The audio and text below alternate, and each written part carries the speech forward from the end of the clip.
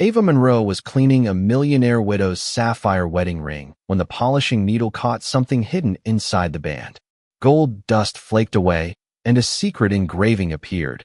Eleanor, do not sign. The truth is in the music box.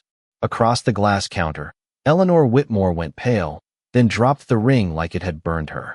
She had been minutes away from signing away part of her late husband's estate. Then Grant Whitmore walked into the shop, smiling too calmly, and Ava realized the ring was not the only thing he had tried to bury. A ring can carry a secret louder than any vow. Ava Monroe bent over the sapphire wedding ring beneath the bright bench lamp of her tiny Newport restoration shop, her polishing needle moving carefully around the inner band.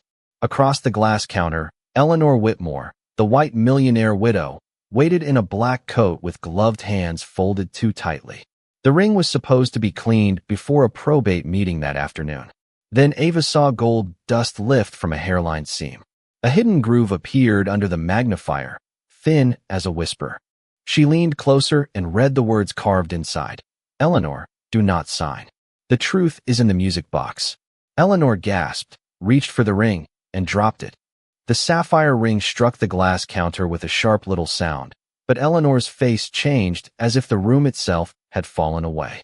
Ava reached for the ring first, careful not to scratch the band, while Eleanor stared at the hidden words under the lamp.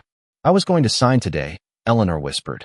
Her late husband, Thomas Whitmore, had been gone for 2 years, and this afternoon she was expected at a probate meeting to approve the sale of part of Whitmore estate. Grant Whitmore, Thomas's younger brother, had said it was necessary. Vivian Cross, the estate attorney, had said sentiment could not pay property taxes. But Thomas had somehow left a warning inside the one thing Eleanor still wore every day. Ava understood what it felt like for one object to decide a family's name. She was 28, a black jewelry cleaner who lived with her mother in the small apartment behind Monroe Restoration, where rent notices arrived more often than customers with patience. Her mother, Grace Monroe, had once worked at Whitmore Estate as a jewelry attendant, trusted with pearls, brooches, and velvet boxes until the night Thomas Whitmore died.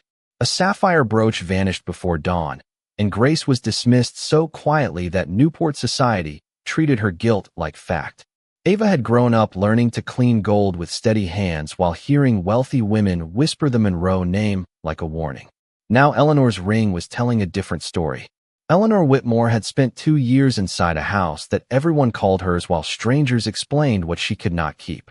Whitmore Estate sat above the Newport cliffs with 30 rooms, ocean-facing terraces, and a library Thomas once filled with music, but grief had made the mansion feel borrowed. Grant Whitmore handled the family meetings. Vivian Cross handled the papers. Staff lowered their voices when Eleanor entered, as if sadness had made her fragile instead of ignored.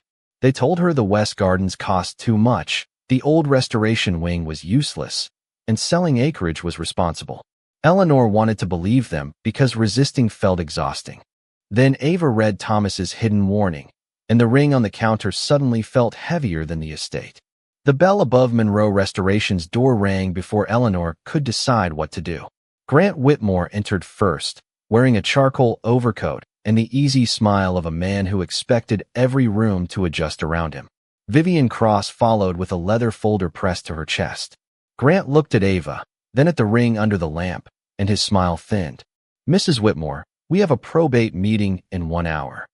Vivian stepped closer to the counter. Old inscriptions are emotional, not legal. Ava did not move. Under the magnifier, she saw a narrow seam inside the band where newer gold had been laid over older carving. Someone had covered Thomas's message on purpose, and Grant knew exactly where to look.